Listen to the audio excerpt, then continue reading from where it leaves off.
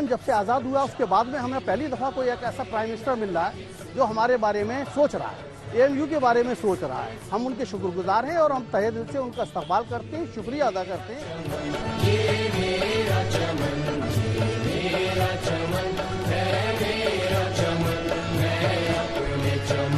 किसी भी संस्था के लिए, किसी भी एजुकेशनल संस्था के लिए 100 बरस हो जाए तो ये बहुत बड़ी बात है, लेकिन ये हमारे लिए बहुत ऐतिहासिक क्षण है कि 100 बरस के सफ़र का साक्षी हमारे कंट्री के जो प्रधानमंत्री वो हो रहे हैं। और इस मौके पर वो एक डाक टिकट भी जारी करेंगे। बड़ी बात है कि प्राइम मिनिस्टर और एजुकेशन मिनिस्टर हमारी इस खुशी में शामिल हो रहे हैं। हम उनके बहुत शुक्रगुजार हैं।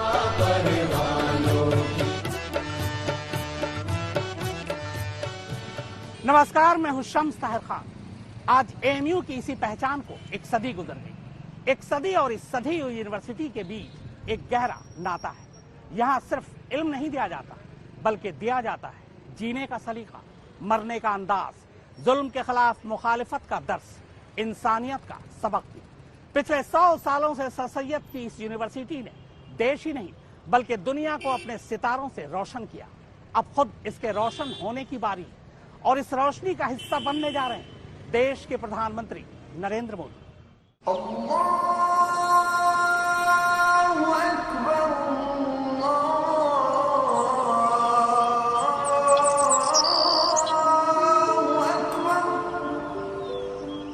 मैं एएमयू अलीगढ़ मुस्लिम यूनिवर्सिटी। लोग कहते हैं कि मैं 100 साल की हो गई। मैं कहती हूँ ये कल की ही बात है।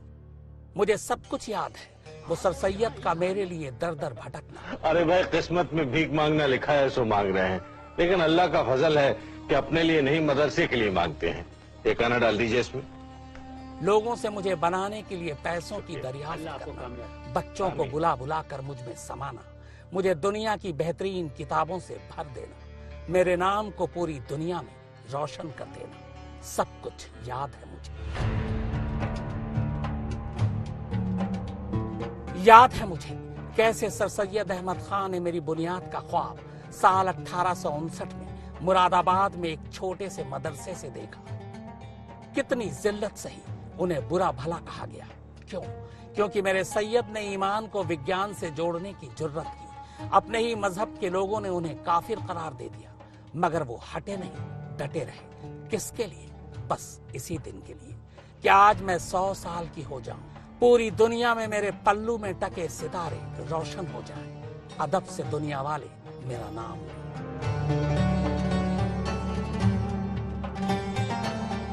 ऐ काश कि आज मेरे सैयद भी होते, जिस्मानी तौर पर न सही मगर रूहानी तौर पर वो इन सब के दिलों में जिंदा है। मैं इन्हें हर रोज देखती हूँ, इन बच्चों में, इन किताबों में, इन खेलों में, इन सड़कों में, इन आलीशान इमारतों में। जिंदा है मेरे सैयद आज भी हिंदुस्तान के रोशन इतिहास में। कल जश्न पैदाइश है मेरी। इस मौके पर हमारे वजीर आजम भी आ रहे हैं। आप भी आइएगा, इस्तकबाल कीजिएगा हमारे वजीर आजम का, जो कि 56 साल बाद ये मौका आया है। जब हमारे आंगन में मुल्क की वजीर आ रहे हैं, इससे पहले शास्त्री जी आए थे, उस वक्त के वजीर, वो 1964 की बात थी। ये 2020 का साल है, बहुत कुछ बदल गया, मगर मैं आज भी वैसी ही हूँ। लाल सुर्ख जोड़े में इल्म और अमन के सफेद गोटे के साथ मैं एएमयू हूँ, अलीगढ़ मुस्लिम यूनिवर्सिटी।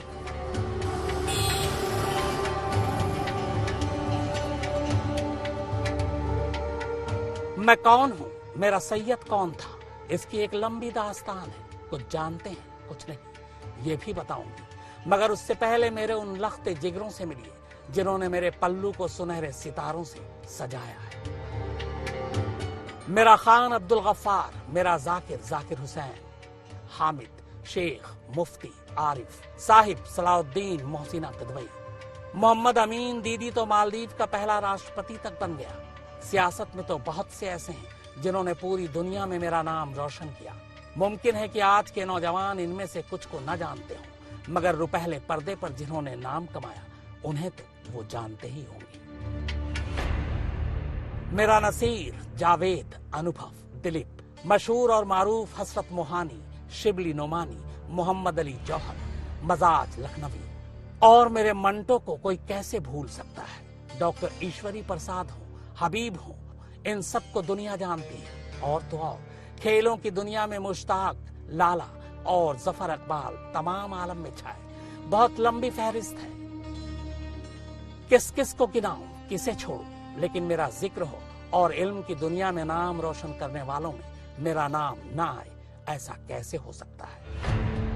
भले वो नामचीन फिजिशियन हकीम अजमल खान हो या फ्रेंच गणितज्ञ आंद्रे वेल हो, इन सब ने मेरे इल्म के चर्चे दुनिया के कोने कोने तक पहुंचाया। आज मुझे दुनिया की बेहतरीन यूनिवर्सिटीज में शुमार किया जाता है। यह सिर्फ कहने की बात नहीं, बल्कि अमेरिका की वर्ल्ड यूनिवर्सिटीज रैंकिंग 2020 में शामिल 1000 यूनिवर्सिटीज में मेरा नाम है। एशिया के 260 बेस्ट कॉलेज में मुझे शामिल किया गया है। ब्रिक्स नेशन में भी मेरी अपनी अलग पहचान है। कहते हैं हर ताले की कुंजी पढ़ाई होती है। अलीगढ़ ताला भी बनाता है और अलीगढ़ देश का भविष्य भी बनाता है।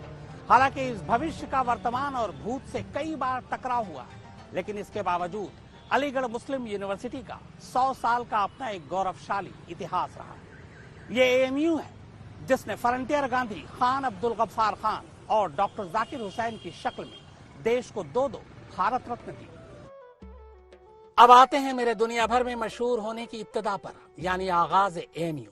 मैं आपको बताती हूँ, मेरी पैदाइश की नींव दरअसल साल 1875 में ही पड़ गई थी, जब मेरे सैयद ने, जिसे आप सर सैयद अहमद खां बुलाते हैं, उन्होंने मोहम्मडन एंग्लो ओरिएंटल कॉलेज बनाया और ये काम सैयद ने खुद अपने हाथों में लिया।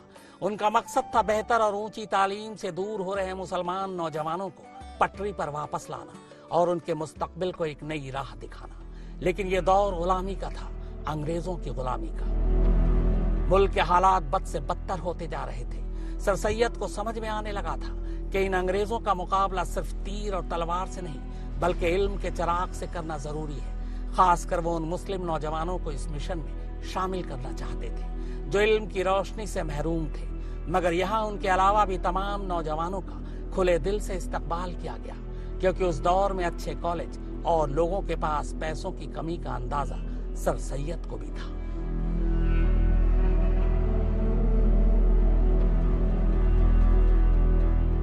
चूंकि सर सैयद दुनिया घूमे थे और उन्होंने विदेशों में हो रही पढ़ाई का अंदाजा भी लगा लिया था, लिहाजा वो समझ चुके थे कि इन अंग्रेजों का मुकाबला करने के लिए हमें उनके मेयार तक पहुंचना ही होगा, और यहाँ तक सिर्फ और सिर्फ इल्म के रोशन रास्तों से ही गुजरकर पहुंचा जा सकता था।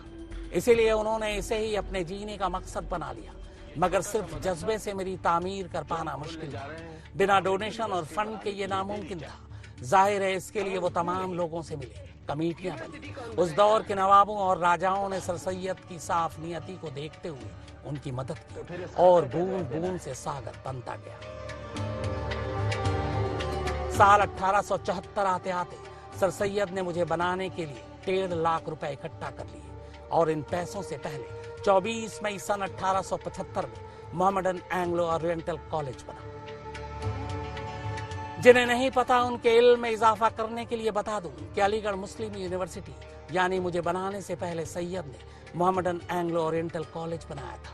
अब चूंकि मोहम्मडन एंग्लो ओरिएंटल कॉलेज को एफिलिएशन की जरूरत थी, यानी यहाँ पढ़ने वाले स्टूडेंट्स को डिग्री देने के लिए कॉलेज का किसी यूनिवर्सिटी से जुड़ा होना जरूरी था, लिहाजा शुरुआत में इस कॉलेज का एफिलिएशन कोलकाता यूनिवर्सिटी से किया गया और फिर 1885 में इसे इलाहाबाद यूनिवर्सिटी से जोड़ दिया गया। वक्त धीरे धीरे गुजरता गया और कॉलेज का विस्तार हुआ। मुस्लिम यूनिवर्सिटी एसोसिएशन ने मोहम्मडन एंग्लो ओरिएंटल कॉलेज को यूनिवर्सिटी में तब्दील करने का सुझाव दिया।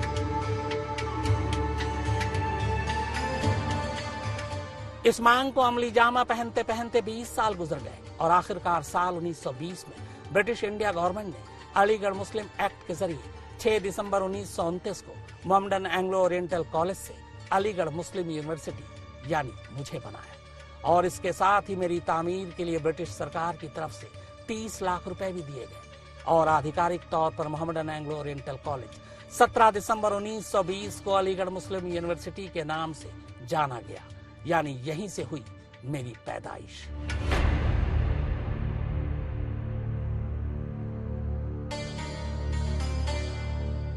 किसी कॉलेज को अगर जिस्म माने तो उसकी असल रूह लाइब्रेरी होती है, क्योंकि स्टूडेंट्स का ज्यादातर वक्त यहीं गुजरता है और लाइब्रेरी ही वो इल्म का अथाह समंदर है जिसमें उतरकर इंसान तर होता है। लिहाजा मेरे सैयद ने अपनी पूरी जान मेरी लाइब्रेरी को दुनिया भर की किताबों से भर देने के लिए झोंक दी। इतना ही नहीं, सैयद ने मुसलमानों में औरतों को इल्म से दूर रखने की कुरीति को तोड़ा और उनकी शिक्षा पर खास जोर दिया। उन्होंने न सिर्फ मेरे आंगन में मेरी बच्चियों के लिए कॉलेज खोले, बल्कि उनके लिए उस दौर में ही गर्ल्स हॉस्टल भी बनाए। अब मेरे सैयद तो नहीं रहे, मगर इन बच्चों और बच्चियों की दुआओं में वो हमेशा जिंदा है। सर सैयद के बाद मेरी देखरेख वाइस चांसलर के जिम्मे है। यही मुझसे जुड़े अहम फैसले करते हैं और यूं ही किसी को मेरा जिम्मा नहीं दिया जाता, बल्कि वाइस चांसलर की नियुक्ति खुद भारत के राष्ट्रपति करते हैं। फिलहाल हिंदुस्तान में मेरे 3 सेंटर हैं, अलीगढ़ के अलावा मल्लापुरम, केरल, वेस्ट बंगाल और मुर्शिदाबाद और बिहार का किशनगंज। फिलहाल औरंगाबाद में भी सेंटर खोलने की तैयारी है। मेरी इमारत में 13 फैकल्टी, 7 कॉन्स्टिट्यूएंट कॉलेज, जिनमें से 5 एकेडमिक प्रोग्राम के लिए और 15 सेंटर, 3 इंस्टीट्यूट और 10 स्कूल हैं। इनमें से ज्यादातर डिपार्टमेंट के नाम फ्रीडम फाइटर्स के नामों पर रखे गए हैं।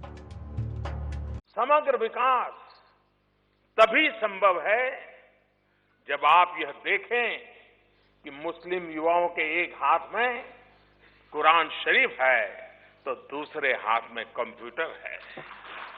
मुसलमानों के लिए आज जिस ईमान और विज्ञान का सपना प्रधानमंत्री नरेंद्र मोदी देख रहे हैं, उसे हकीकत की जमीन पर 100 साल पहले सर सैयद अहमद खान लेकर आए थे, क्योंकि उन्हें पता था कि अगर दुनिया के रफ्तार के हिसाब से कदम मिलाकर चलना है तो दुनियावी तालीम जरूरी है। पेश है सर सैयद अहमद खान की कहानी एएमयू की जुबान। सोचता वो 200 साल आगे की था। उनके मुखालिफ कहते रहे कि आदमी अंग्रेजियत का मारा था, अंग्रेजी सिर में घुसी थी। पुराने जमाने के लोगों को ये इस्लाम को डुबोने वाले लगते थे। औरतों के बारे में उनके ख्याल को लेकर उनके ऊपर सवाल उठे। इस्लाम में रिफॉर्म की बात करते थे, जिनकी जरूरत आज भी है। बकौल सर सैयद मुसलमानों को अल्लाह का इस्लाम मानने की जरूरत है, न कि मुल्ला के इस्लाम की। मगर मेरे सैयद के मिशन को जानने से पहले उन्हें जानना जरूरी है, तभी मेरी बुनियाद को समझा जा सकता है। आज भी हिंदुस्तान में मुसलमानों के हिमायती तो बहुत है, मगर हिमायत किसी ने नहीं की। या यूं कहें कि सैयद से बढ़कर हिंदुस्तान के मुसलमानों का कोई रहबर नहीं, जो पिछले 100 सालों से मेरे जरिए उन्हें राह दिखा रहा है और आगे भी दिखाएगा। जिस जगह अहले सियासत ने उगाए थे फसाद, घर से स्कूल को जाने का वही रास्ता था। अलीगढ़ मुस्लिम यूनिवर्सिटी को जाने वाले रास्ते में कई बार नफरत का जहर बोने की कोशिश की गई। एएमयू को कभी आतंक का पनाहगाह बताया गया, कभी हिंदू मुस्लिम के नाम पर झगड़ा हुआ, तो कभी जिन्ना की तस्वीर को लेकर हंगामा खड़ा किया गया। लेकिन अब इसी एएमयू के 100 साल के गौरवशाली इतिहास के मौके पर मुख्य अतिथि यानी चीफ गेस्ट कोई और नहीं बल्कि भारत के प्रधानमंत्री। क्योंकि इस यूनिवर्सिटी को बदनाम करने के लिए बहुत सारे से हिंदुस्तान के अंदर शख्सियतें पैदा हुई, जिन्होंने किसी ने आतंकवाद का अड्डा बताया, किसी ने जिन्हा का फोटो लगाने के ऊपर उसके ऊपर एतराज किया, जिसके स्टूडेंट जो है रहे वो पूरी दुनिया के अंदर हैं। कई हमने राष्ट्रपति दिए हैं इसी यूनिवर्सिटी से, जो है देश में बड़े आला किस्म के लोग दिए हैं। आज़ादी की जंग में बहुत सारे से लोग ऐसे रहे जिनका एएमयू से बहुत बड़ा वास्ता रहा है और रहेगा। देश के लिए हम हमेशा से सबसे आगे की सफ में खड़े होने वाले लोग हैं।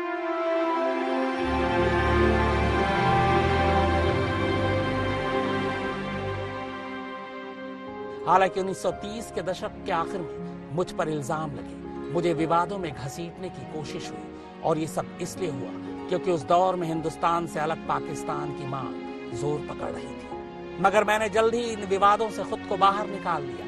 आज भी मुझ पर कई इल्जाम लगते हैं, कभी पाकिस्तान तो कभी जिन्ना के नाम पर। मगर जिन लोगों ने मेरे आंगन में तालीम ली है वो जानते हैं कि मेरा दिल तब भी और अब भी हिंदुस्तान के लिए ही धड़कता है। ऐसे न जाने कितने दौर देखे हैं मैंने, वो भी गुजर गए, ये भी गुजर जाएगा। जो कि इंसान मरते हैं, इल्म हमेशा जिंदा रहता है। तो एएमयू के 100 साल पर यह थी हमारी खास पेशकश। देश और दुनिया की बाकी खबरों के लिए आप देखते रहिए आज तक।